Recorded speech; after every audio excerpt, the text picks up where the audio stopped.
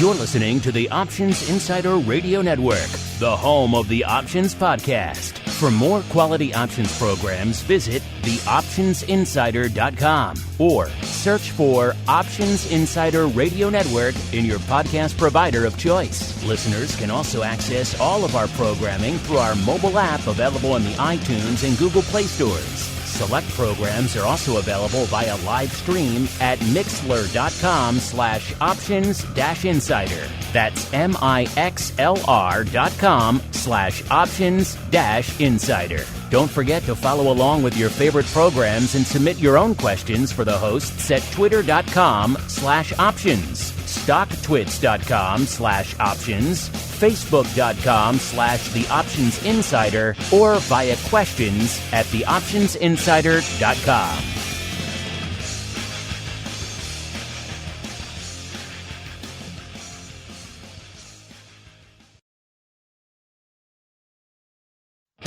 This episode is sponsored by Demand Derivatives, a startup futures exchange and clearinghouse trading the world's major assets in a creative new way. You already trade on an exchange. Here is your chance to own one. Before they approach large strategic partners for funding, the pioneering team at Demand Derivatives launched a crowdfunding portal so that regular traders have the chance to buy shares. Learn more and become a part of this revolutionary fintech project now at demandderivatives.com/crowdfunding.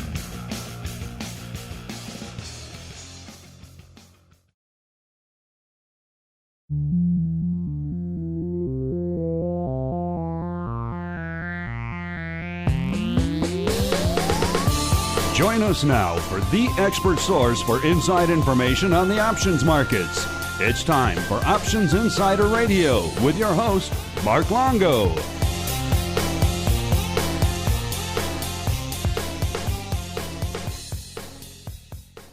All right, everybody.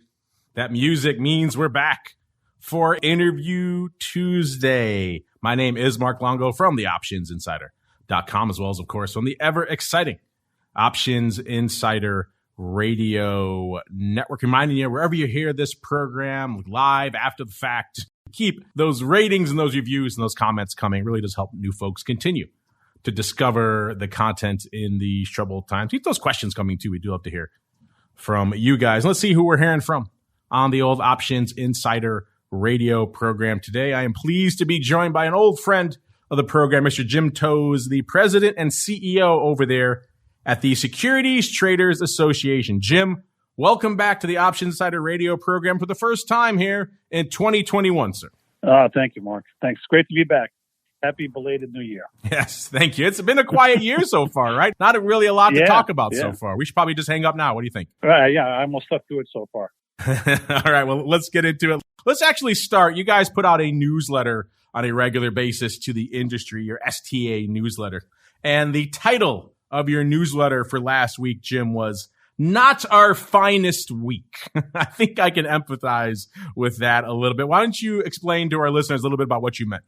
Yeah, I mean, it wasn't our industry's finest week. If we just kind of have an honest conversation and be candid about it, right? And there were, several factors why I think it started off kind of ugly and just got uglier as the week went on. And it really was like what we mentioned, and it said, really what investors needed last week was, leadership, education, and facts, right? And unfortunately, all three were in short supply. And I think where the first part where we saw that short supply was the unfortunate timing that this took place during a transition in the White House, where, we have an acting SEC chair. We don't have, the Gary Gensler, his nomination has not been approved yet. So, that and along with some other factors, just created this vacuum that, that political leaders love to step into. So, you get folks like Ted Cruz and Elizabeth Warren out there and just, adding to the chaos that was going on. So it was kind of painful to watch it play out. And it wasn't just on the regulatory and legislative congressional side. I kind of think that maybe if we had Jim Cramer at the helm last week, maybe that would have helped us smooth some things out. He obviously understands this space very well. But it just wasn't our finest week.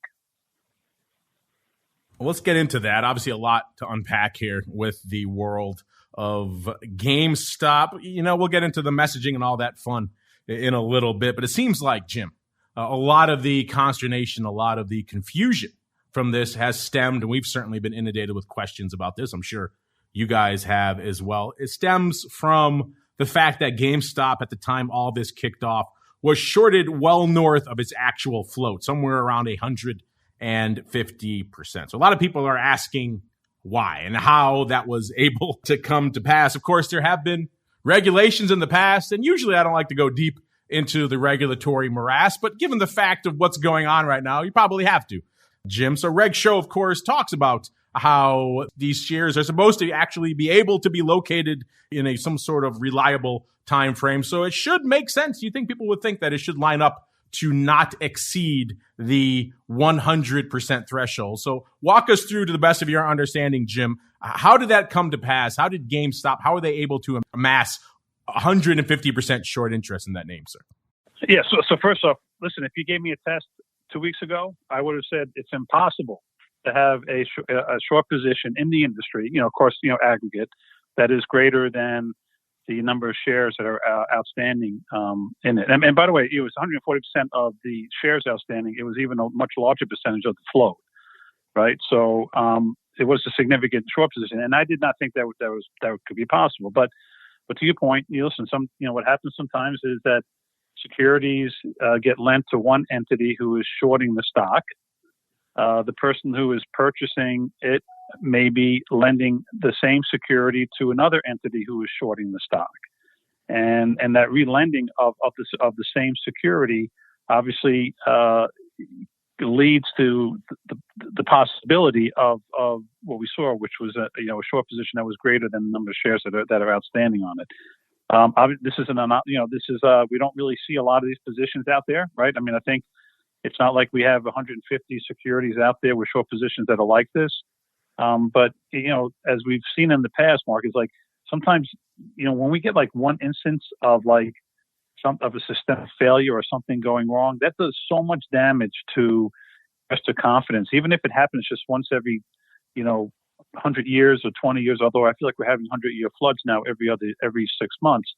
But, those things really do damage investor confidence more so than like some of these nuanced things that we talk about on a regular basis in market structure. So I think that is going to be it's going to be an area that the commission and, that looks into. Obviously, there has always been a reluctance to have short positions reported, under Form 13F, where accounts have to report their long positions, at the end of the quarter. The shorts are exempt from that. They don't have short positions being reported, so that may have contributed to it. Another contributing factor may have been that with the way the clearing goes, that all the stock is being held in street name. No one really knows who owns which shares out there on some of these stocks. So it's going to have to be looked at. It is definitely one of the inefficiencies in the marketplace that this event has flushed out that will be looked at in a lot of detail. It seems like every decade or so, Jim, we have one of these comeuppances that causes a great moral panic about short selling. We had one around 2008 or so. So it happens probably around the .com meltdown as well. So I guess we were overdue in that hindsight there, Jim, for the next big panic about short selling. Who knew it would come around GameStop? But that's the world we live in right now. As you mentioned, we're getting these 100-year floods every 6 months, or probably even every month at this point out here. I've heard some other people pointing fingers at the market maker and specialist exemption out there for short selling. Obviously, these market makers are out there hedging their position, so doing their regular function that is demanded of them by the business. So nothing nefarious going on, but just a regular part of day to day that also maybe contributed. Is that what you're hearing as well, Jim? I mean, I haven't heard that specifically. I mean, but I don't think a lot of these market makers are really carrying positions overnight. And even though they have the short exemption, they don't really have it forever. I mean, at some point, they have to cover as well. So, I'm sure it played a contributing factor into it, but I wouldn't necessarily say it was like the primary one as far as the oxygen that fueled what we saw last week. I think a lot of options participants will be relieved to hear you say that.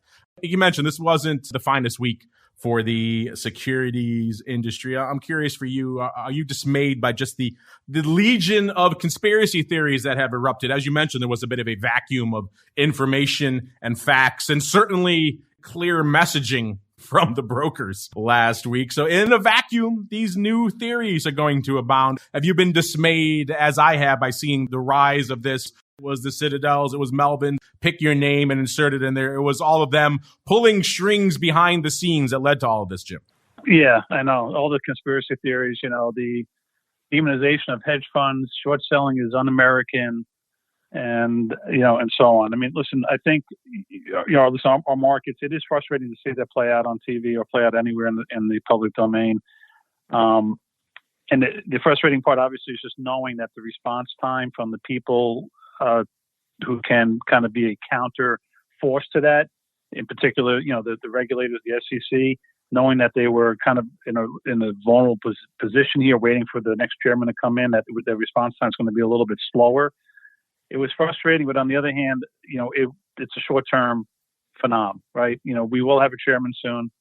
There will be hearings being held at both the Senate and the House on this. And, we will get the information that we need, which, by the way, I think is the number one thing that everyone needs right now, right? We've had to, I think, first of all, we need to realize that this was like a pinnacle moment in our market evolution.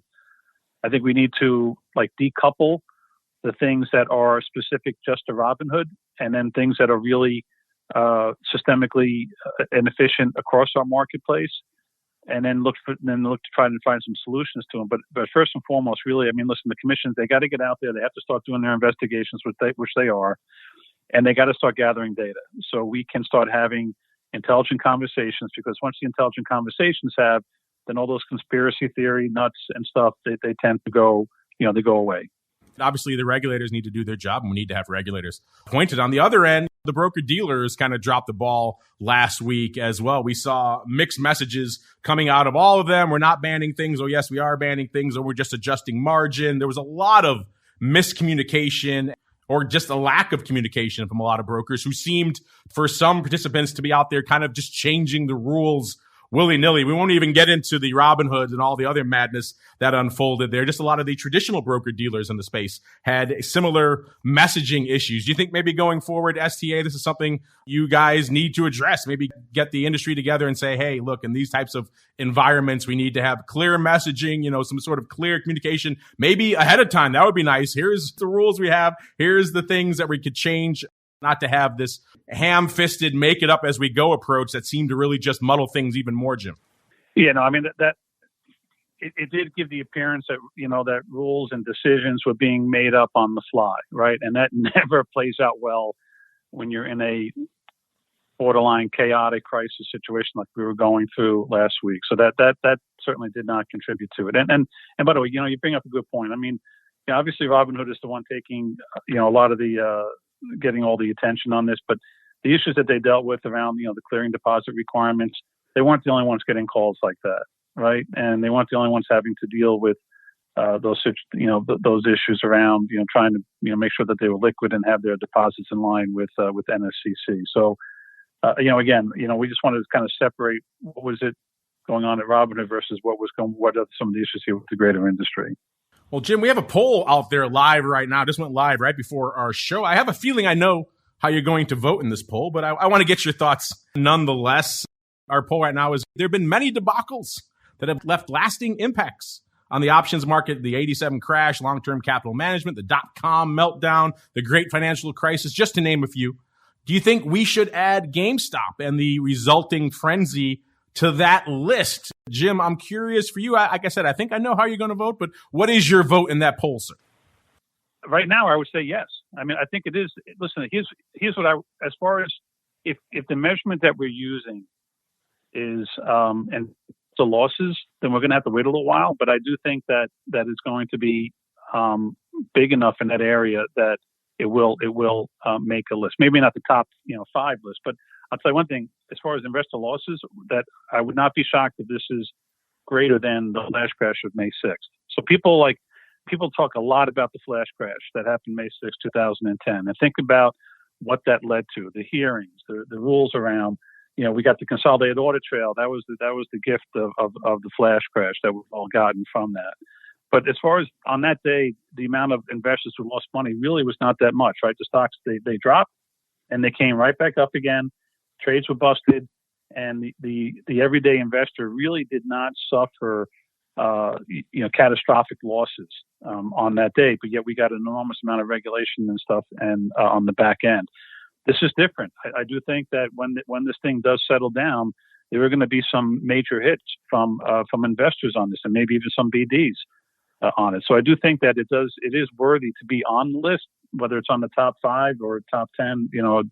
Probably somewhere between 5 and 10. Yeah, our audience agrees with you, Jim. They say we're living in a post GameStop world, 66%, so 2/3 agreeing with you so far here. Jim, the shame of all this is that this madness of GameStop here unfolding just in the last week or so has overshadowed what really should be a enormously positive trend for the options market and indeed the securities market in 2020, which is retail traders discovered these products en masse in 2020. If there was one positive takeaway to take from the tumult of a mad year that was 2020, is that a lot of call them what you will, the Robinhood traders, one-lot traders, small retail traders, whatever you want to call them, a lot of them discovered the world of options, Jim, last year to the tune of 7.5 billion contracts, blowing away the previous record by about 50%. Yet all of that is lost in this mad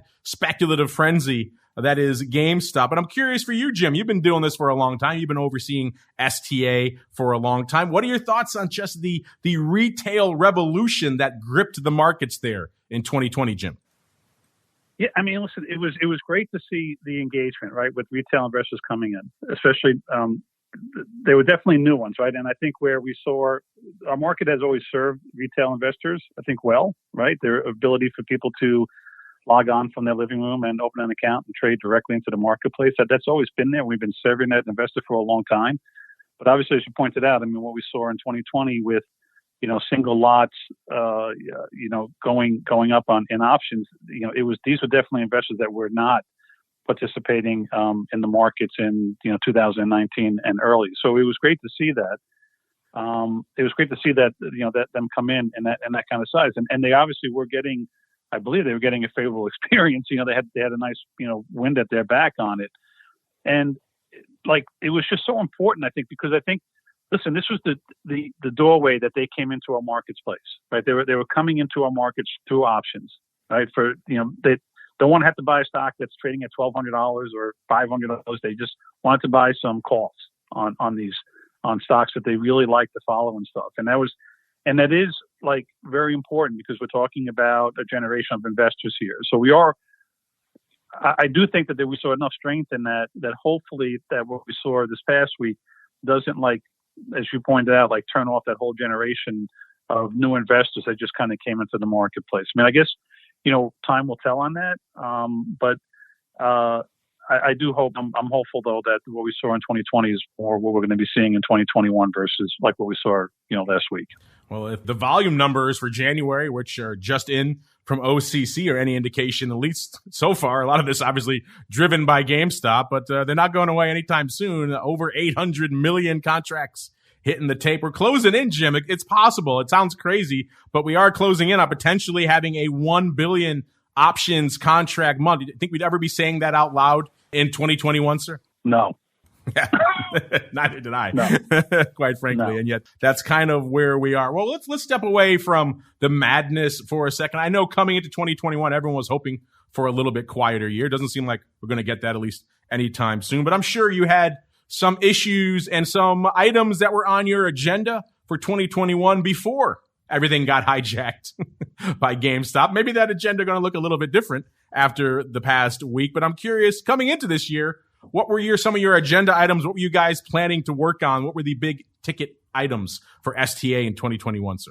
I mean, listen, I think, coming to 2021, obviously, we have a change of administration in the White House, right? And that leads to, a fair amount of turnover down in DC. So I think our initiatives for January, February, the first quarter were, okay, let's try to get our arms wrapped around, who's serving on what committees, who's sitting in what seat at the SEC, and what are going to be some of the initiatives there. Like in a lot of ways, Mark, as far as like the issues that we work on, some of them are just in response to what, the regulators and the legislators are looking at. So that's one area. It's just like the first quarter, trying to get organized around who are some of the new players down here, especially on the staff side. I hate to say it, but I mean, the one thing that is going to definitely come up is going to be this financial transaction tax. That's all I'm going to say about it, and we'll move on to the next topic. But some of the other issues that are out there, we're doing stuff with FINRA. Obviously FINRA's got a report out there looking for input on just lessons from COVID and trying to put in a regulatory regime that is more supportive of work from home. And then the other area that we're going to be looking into is that there is around fixed income, but narrowing it down to the electronic trading platforms that trade corporates and munis. There's a lot to get done there. And I think our first initial step there is that we don't want to, I think we're just trying to make sure that, the equity market structure cookie cutter doesn't automatically just get placed on top of the fixed income markets, because it's obviously a much different marketplace than it is for equities. And Jim, you guys obviously just came off of your big, usually here in Chicago. This year it was virtual. The STA Chicago event. We had Paul Giganti on recently talking about the options panel you guys had. It was a very optimistic, upbeat session, of course, until everything happened over the course of the past week. But I'm curious for you, any interesting takeaways from that event that you think would be interesting for our audience? Well, we're just kind of happy. Like, listen, it would, as you know, Mark, listen, we have 20 affiliates in the U.S. and 4 in Canada, right? These affiliates are run by volunteers. It was a challenge for us at the national level to put on a virtual event, right? And it's a lot of work goes into it. We were just so happy and so proud of them that at the local level, they were able to put on such a successful event that they did. They had meaningful content. They had good participation. They had good engagement on it. I thought the speakers were fantastic. We had, Hester Peirce spoke, the crypto mom. She spoke she was interviewed. I thought she was fantastic. So I think really from where I sit, I think the thing that was most, impressed by was just the fact that, a bunch of volunteers at the stack level were able to get together and put together, a great event on, in an environment, in a forum that they normally don't do. Well, you mentioned the magic word, that is crypto. Outside of GameStop, that's the other magic word, crypto, and indeed Bitcoin. I guess throw Tesla into there. You got all the hot ones these days, Jim. But I'm curious for you. I think coming into this year, I know in previous events at STA, you guys have done a lot of work to incorporate crypto into the events. Is this something you continue to foresee in 2021? You guys putting more emphasis on the Securities Association in all things crypto, Jim? No, I think, listen, I got to tell you, we're going to take a little bit of a pivot actually away from that and focus more on the fixed income. And we just think that the crypto space, we did have in 2019, we had a fair amount of folks that were, whether they were in the equity space or the principal trading firm space, that were in the crypto space. So we were doing some work that we had, relationships with some folks that were historically, STA members that were in a different asset class. So those people now have kind of moved on. They've come back. They've kind of left the crypto space and they've come back. And now we have the fixed income that is coming up. And that is obviously, an enormous market that they're looking to do things that look and feel a lot like the equity market structure, ATSs, dark pools, whatever you want to call them. But they're doing stuff in that area that I think we can add more value when we have more touch points in it. Interesting. Not what I expected, Jim. A pivot from crypto into all things fixed income. We'll keep an eye on that going forward. Unfortunately, that music means we've come to the end of our little sojourn here on Options Insider Radio, Jim. But before we go, we touched on a lot of initiatives you guys are working on over there at STA, but we like to leave our audience wanting more, Jim. So is there anything else you forgot to add you think may interest our audience? Or maybe you want to leave them a little bit of a hint, a little bit of a tease of what's coming down the pike from you guys over there at STA. Now is the time, sir. The floor is yours. Just keep an eye out for an April event. All right. We're looking to do something in April. It'll be a Washington, D.C. spring update. Bring your pink cherry blossom ties and we'll see everybody in April. There you go. In April. And Jim, if they want to learn more about these different events or the initiatives you guys are working on, where should they go? What should they do? SecurityTraders.org. SecurityTraders.org. We're there. There you go. SecurityTraders with an S.org. On behalf of Jim and everybody over there at STA and indeed myself, I want to thank all of you out there for downloading, streaming, for joining us live, for sending in your questions, for voting in our polls. Keep it coming. Of course, stay tuned throughout the rest of the week. A lot more content coming at you here on the Network Education Wednesday. Tomorrow, Options Bootcamp, Options Playbook Radio. Thursday, a double dose of TWIFO and the Option Block. Friday, volatility views. Then it all kicks off again next week with crypto and the Option Block, all the way through to another interview Tuesday and another episode of Options Insider Radio. This episode is sponsored by Demand Derivatives, a startup futures exchange and clearinghouse trading the world's major assets in a creative new way. You already trade on an exchange. Here is your chance to own one. Before they approach large strategic partners for funding, the pioneering team at Demand Derivatives launched a crowdfunding portal so that regular traders have the chance to buy shares. Learn more and become a part of this revolutionary fintech project now at demandderivatives.com/crowdfunding.